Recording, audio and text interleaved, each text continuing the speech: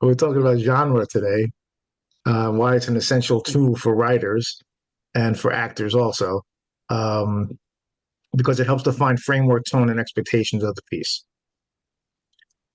I think if you're writing a script to sell, it's important because it guides the reader.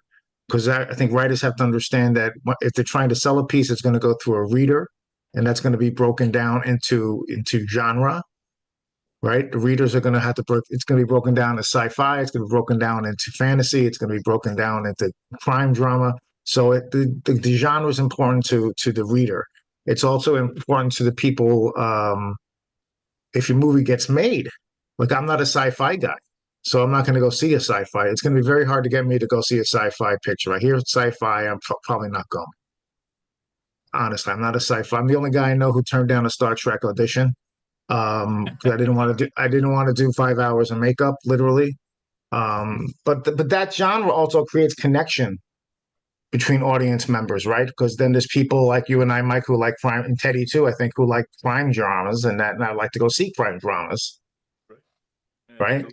So, So and I do like I mean I do like sci-fi. There's some sci-fi I have no use for. There's some horror I have no use for.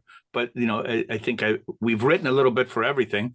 If sure. you remember correctly, too, Rich, I can't remember. It was a story we were pitching, and there was a studio that was interested in the story that we had. It was something crime based. I don't know if it wasn't comedy. It was something crime based that we had done, and the production company that wanted to produce it that was Mhm. interested. I don't know if we got it through Matt or somebody else. Can't recall. It's a number of years ago, but they had liked it, and then all of a sudden we didn't hear anything for like 3 weeks. Okay, what's going on? And then finally heard from them and said, "Sorry, we're not doing anything in that genre. We're concentrating only on horrors. We've made a Right, change in management, and if you got something for us right now, we'll take a look at it." And we right, didn't. We right, didn't have right, anything. So we can put something together. We could turn this into a horror. I said, well, we need it now. right. So That happens a lot with writing and management, and yeah, I get that all the time. Yeah. yeah, I mean, it That- was like that was the first time I had heard that. It's like, sorry, we've made a switch. We're not doing anything in that genre. We're and doing that's one of this the first genre. ex that is the first exercise we teach, and Teddy can attest to this because he took the workshop. The first exercise we teach with the live words to film by workshop or class is we have everybody write down a story about their morning, right? And then the next day we have them rewrite the story in a different genre Completely. Yeah, completely. it's like they write it first. They write Right. and write just a mundane story of the day, and Yeah. whatever they did from the minute they got up to the minute Mhm. they came and sat down at the desks, had their Right. donut or their bagel. Right. Uh, and so they take about a half hour and they write that out and say, now take it and put it away. And then later that afternoon, we say, okay, write it as a horror. Right. And Or whatever. Yeah. yeah, And I whatever, and I whatever one we picked for that day. And then the next day we pull it out and say, okay, take that out again. And now write it as a different genre, and so and that drives me crazy with writers when they say there's nothing to do. I have nothing to write. You can't tell me you're a master at all genres because none of us are. So practice something you don't like. Like I don't like sci-fi doesn't mean I don't write it. I do write it. and you write it very well. Thank you. But because that's my what is your weakness, right? That's my weakness, so I try to write it. Right? It's like an actor. The guy's watching Al Pacino. He's all over the place now because he wrote a book called Sonny Boy, which I own. And believe me, if you're going to get it, you got to get the audio book because he talks, he reads it, and it's hysterical. But he talks about, he talks about acting. You have to work on your weaknesses, and he's right. So I mean, the same thing with writing. There's always something to do. And the other thing, Can I ask you a question, Rich, about the yeah, readers? I don't want to yeah. interrupt. How you feel about getting coverage, and when you read coverage, your perspective on who the readers are and where they are, kind of in the food chain. Well, the food it is all. It's a hard question to answer just because they're from all over the place, right? We don't know who they are or why they're hired or what they do. But I was just telling this a couple of weeks ago, Teddy, that Jerry Seinfeld's daughter is in the business now, and she loves the business, but the thing that she cannot stand is notes. She can't stand the notes. She can't stand the readers. And Jerry Seinfeld told her, "We don't know who these people are. We don't know. We don't know where they come from. But and it's the thing Mike and I always tell everybody. He said you must learn to embrace the notes, love the notes, because on the other side is the pearl. The pearl's on the other side. So you have to learn to embrace them. To me, to be honest with you, Teddy, it's just another opinion. But unfortunately, that opinion probably on the other side of the opinion is could be, $100 million. So you have to just learn to embrace the notes. Sometimes these are people who literally are personal assistants who now have moved up the ladder and now they're readers. So it could be someone out of college who is studying to be a scriptwriter who now is in an agency on a lower level and now they're readers. So it could be a management assistant who now is a reader. So there's a multiple of people and what they do and how they got there. So to me, it's just somebody else's opinion. And unfortunately, sometimes a reader is a frustrated writer that's doing this for side work and extra money. Some are paid very well, some are paid terrible. But that you're also buying an opinion. That person is a person that has a personal opinion, and they're not guided by quote unquote parameters and rules. Like we had one particular writing for the Italy Boys, we had coverage from a writer from a reader that was on behalf of a production company, and this person, though they didn't destroy the structure of it, they hated mob movies. They hated anything about the underworld. Their opinion was that none of those films should be made anymore. It's archaic and it shouldn't be done. And they gave us a really bad rating on it. He went on and on and on and said why it's a pass. But he was doing it for a company that was looking at us because it was a mob film, a period piece, and he attacked period pieces and crime films, about organized crime. So sometimes there's no way around that reader, But you have to embrace their notes. You just have to embrace their notes if you want to get, if you want to go to the next level with them. Right. And if that production company would have said, hey, what else have you got? We would have gone ahead and done whatever they wanted, But we were there on behalf of it. Is the goal in some cases to find out who the key person is above the reader in a sense to get to them, or is the process to go through the reader, does that vary by production company? No, you have no idea of who the reader is going to be at any production company. You're obviously there because you had a connection. You got it in, whether it was the producer that said, hey, send it to me. I'm going to have my readers take a look at it. Or you got it in through your agent or your manager. You have no idea. There's no way to forego a reader.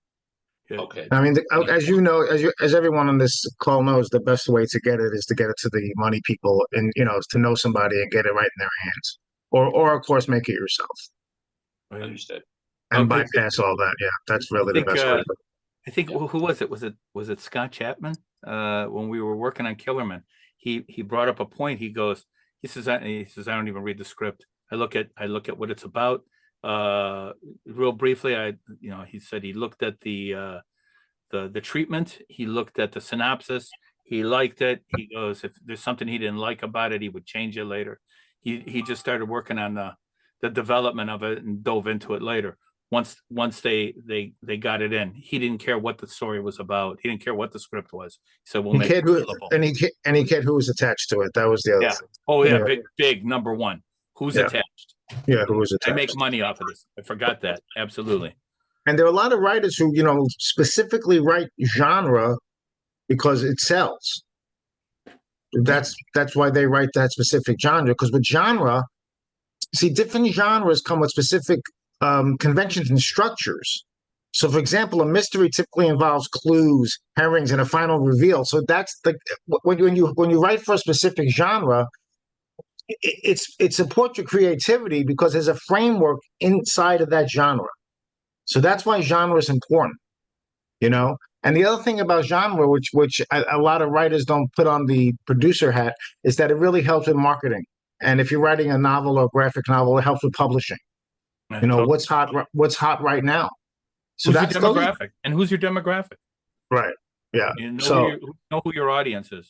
like it defines a niche. It defines an audience, a niche audience, or it just does. So those are just some of the things I came up with, just, basically for genre. There's so many genres too that people don't even know. Because there's a difference between style and genre, you know. So the genre is important. Teddy, what do you like to write? What kind of genres do you like to write it?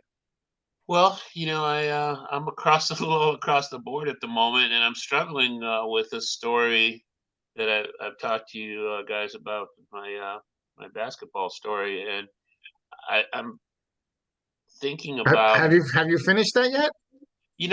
I've got a solid treatment and outline, Rich, that I'm now plugging in all the dialogue for, and so I'm in the process of getting that completed, but I've struggled with my ending and where it goes because I feel like the subject matter needs to be a little more mainstream. It gets a little dark in the second half of the film, and my feeling is it may not play to a broader audience in today's marketplace, particularly dealing with the NBA, the WNBA, things like that. So I'm struggling a little bit with changing the current ending I have, and I anyway, that's one of the things I'm passionate about is this story because I have a passion for this project and been a big basketball fan my whole life, and I feel like this is a story that could work, but I'm going to need to change. I think the second half of it to make it not quite as controversial. Just be careful, like that doesn't stop you from you know, you can change that later also. Like, it's important just to get something down. Then you can change it. Because what happens then is you start getting in your head about changing things all the time and you don't get anything done. Right. You know what I mean? Then that's just call it's the first thing I ever teach, like even in my sketch comedy classes, turn off that internal editor because this your mind just starts going boom, boom, boom. Well, how about this? And that might be controversial. And this one, just finish a draft. Yeah, I hear you. So Yeah, paralysis by analysis is what we say in the business world. So I'm right? sure And that transfers Yeah, over in the entertainment industry. yeah, because it's the idea you have is just too good not to be out there. And yeah, well, none of us would ever get anything done if. And I use Steve Abdo, an old friend of ours, as an example with so many great ideas he had that he stopped himself, and then the poor guy died. He didn't get anything done. So Right. um, yeah, it's you just a know, box of notes that went in the trash, which is sad.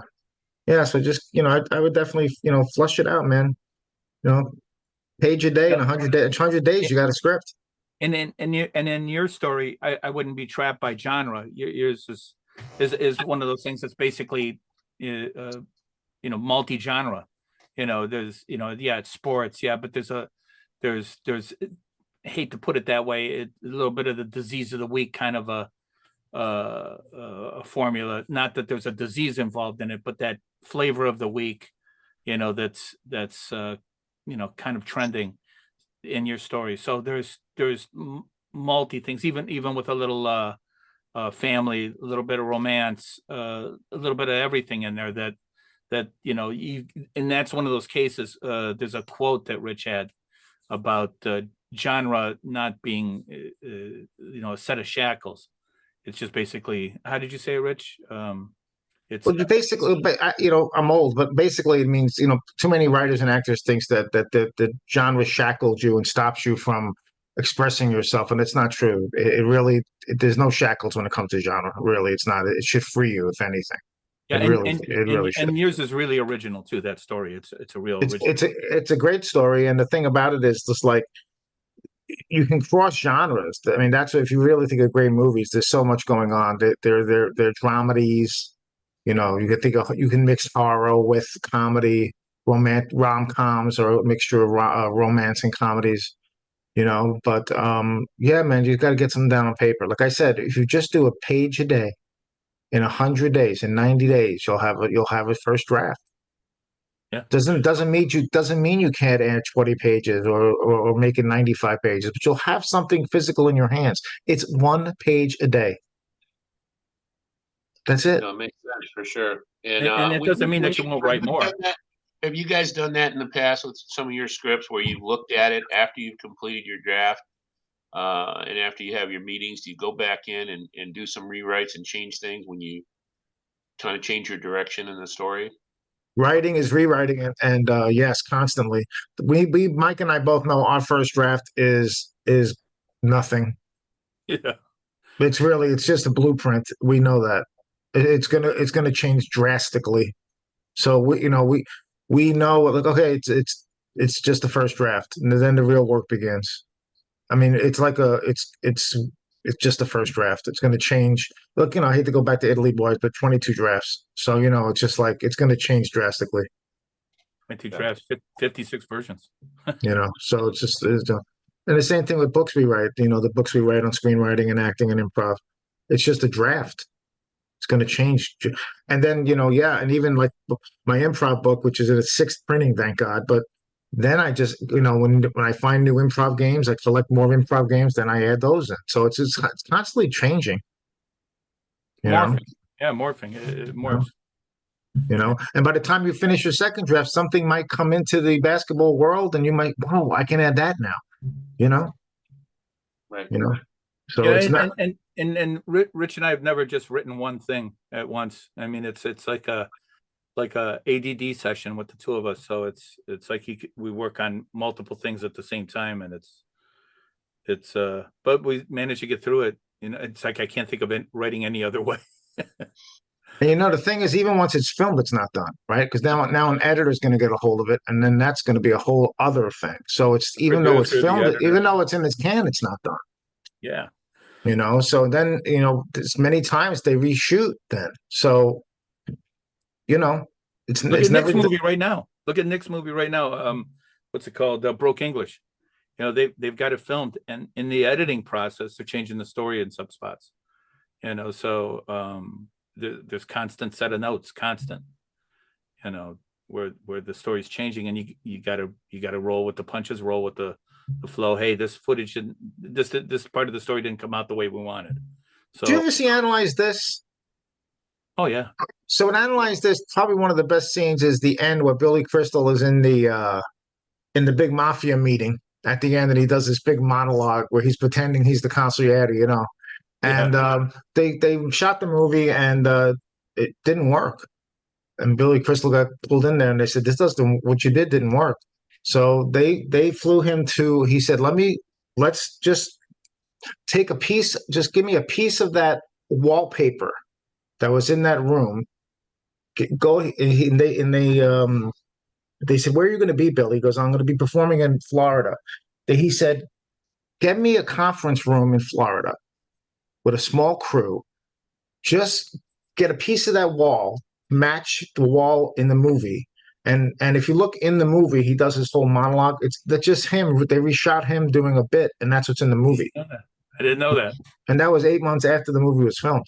So it's like it's never, if in the editing it could change too, So yeah, don't let those things would change. You'll never get anything done. Page a day. Yeah. Yeah, page a day. I mean, that's on the low end, Yeah. And the thing is, you can't write for the waste paper basket. You write something, it's done. I've been working with Chaz Palminteri. I'm a one-man play, and Chaz works from 9 to 12 every day. If he's in the middle of something, the middle of a scene, he stops. He stops at 12. That's it. Then he goes back the next day, 9 o'clock to 12 o'clock. He stops. He's done. You approach it like a job. That's it. So that's it. And if he's on a set or something, he still puts his 3 hours a day and he stops. But that's it. He stops. So yeah, man, it's just discipline, and don't write for the waste paper basket. Everybody can write a page a day. We were Rich and I were on a tight schedule one time. I think you'll remember this. Holiday was approaching, and we're writing for this one director that got involved with the script we were on. And so it was like we were step and fetch it. I mean, like, yes, and okay, yes. So we're irritated as hell, but hey, we want to get this thing out and want to make everybody happy. So we're on, and I'm I'm irritated. He was about an hour away from me. I was in Canton. He was in Chesterfield, and so we're talking, and I'm on the phone. We're with our third writer, Frank, and he was, I think he was in Wisconsin, and the three of us are all talking, and the director's on the phone too, and it's very uncomfortable, and all of a sudden, while we're going back and forth, It's where like you at, 10 in the o'clock at car? night. It's like What's 10 that? o'clock at night. Yeah. 10 o'clock at night. All of a sudden, his wife lets me in the door. I pop up behind, I'm in the basement. I'm in the basement. and he thought, I think he thought he was going to get whacked. You about jumped out of your skin when I walked behind you. He goes, "Where are you?" I'm right behind you. He was on the phone the whole ride in. The Then he whole was ride in. then he was Right. behind me. Yeah. We've had to do rewrites seriously, all-nighters. We've had it with that movie. We had to write. I mean, The White Castle incident. the White Castle incident, that's another story. But like, I was at a funeral. I had to write. Mike was on vacation. It was like in nuts. Frank was going to California for in the morning, coming back at night. It was crazy. The business is absolutely insane. On But Thanksgiving, I almost threw a Thanksgiving turkey through a wall, frozen so, turkey. but it is. But the bottom line, right is right, right? So That's what we do. do it, man. Don't waste any more time. Yeah, for all of us now. Now's the time to do it. Any more questions? Because our time's up. But genre is important. Write the genres you know and learn the ones you don't. That's my lesson for today. For sure. Thanks, guys. I got a lot out of this today. Thank you. Awesome. I'm glad you can come by. Thanks. No, that was All really right. good. Thanks, guys. Oh, you're welcome. All right. So Thursday, Mike, we'll be together. So that should be fun. And we'll see what we come up with. And I think we have something on the agenda. But yeah, Thursday, check on. We'll repost the meeting. 12 o'clock. 12 o'clock. We'll be here. We'll be here. All Thank right. you. Thank you, everybody. Bye. Thank you.